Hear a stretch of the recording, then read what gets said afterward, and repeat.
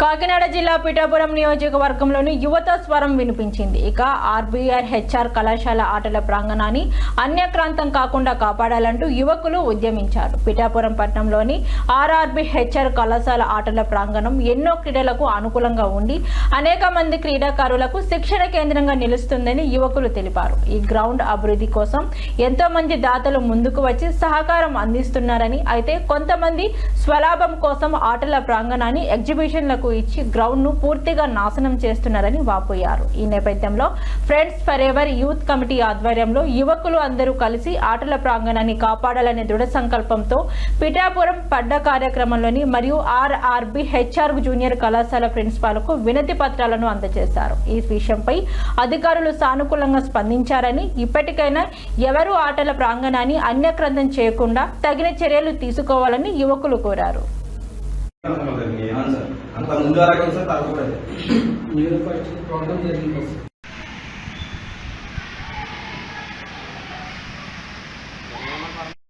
College principal గారిని కూడా కలవడం జరిగింది. విషయం ఏంటంటే, మనకు పిఠాపురంలో 52 గ్రామాలకి ఏకైక గ్రౌండ్ క్రికెట్ గ్రౌండ్ ఏదైనా ఉందంటే ఆర్వీహెచ్ఆర్ కాలేజ్ గ్రౌండ్ మాత్రమే.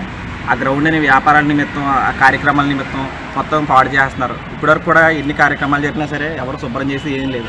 గ్రౌండ్ని ఎవరికి ఎన్నిసార్లు అధికారుల ముందుకు తీసుకెళ్ళినా సరే వాళ్ళు ఎటువంటి స్పందన లేదు. వ్యాపార నిమిత్తం గ్రౌండ్ని వాడుకుంటున్నారు. గ్రౌండ్ అంతా పాడు చేసి గోతులు పెట్టేస్తున్నారు. దానివల్ల క్రీడాకారులు వాకింగ్ చేసి పెద్దవాళ్ళు కూడా చాలామంది దాంట్లో ఇబ్బందులు పడుతున్నారు, గాయాలు పాలైపోతున్నారు. దీన్ని ఇప్పటికైనా సరే ఉపసంహరించాలని ఈ ఆఫీస్కి రావడం జరిగింది. అదేవిధంగా మన డిప్యూటీ సీఎం గారు దృష్టి కూడా దీన్ని తీసుకెళ్లాలని మేము విద్యార్థులందరి తరఫున అడుగుతున్నాం. ఇది 2005 నుంచి స్టార్ట్ చేయడం జరిగింది ఎగ్జిబిషన్ పెట్టడం. అప్పటి నుంచి కూడా ప్రతి సంవత్సరం కూడా కాలేజీకి అప్లికేషన్ పెట్టడం జరిగింది. అదేవిధంగా మున్సిపల్ ఆఫీస్లో, ఎంఆర్ ఆఫీస్లో కూడా ప్రతి సంవత్సరం కూడా లెటర్స్ ఇవ్వడం జరుగుతుంది.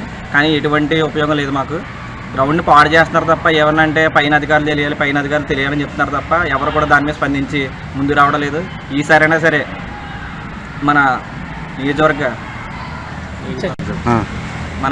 శాసనసభ్యులైన శ్రీ పవన్ కళ్యాణ్ గారు స్పందించి మా గ్రౌండ్ని బాగు చేస్తారని కోరుకుంటున్నాం. మేము డైలీ క్రికెట్ ఆడుతూ ఉంటాం.